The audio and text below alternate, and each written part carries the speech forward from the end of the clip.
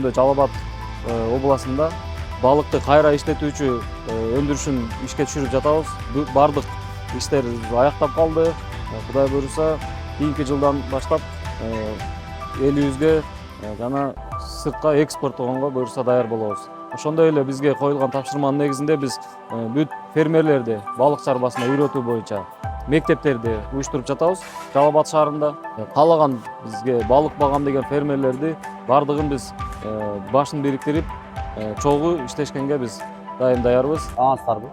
Бүгүнкү күнү Салик Аквасервис балык чарбанын ачылышы менен бүгүнкү күндүн катышуучуларын куттайм. Аквасервистин ачылышы абдан Кыргызстанга пайдалуу.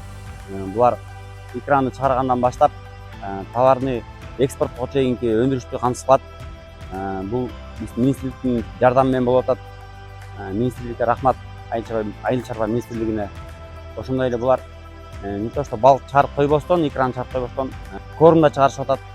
Корм менен бизге окшогон майда чарбаларга жардам берип атат. Биз булардан Салик компаниясынан малөөгө алып өстүрүп, кормун да булардан алып атабыз. Ушул иш чараны уюштуруп аткандарга рахмат.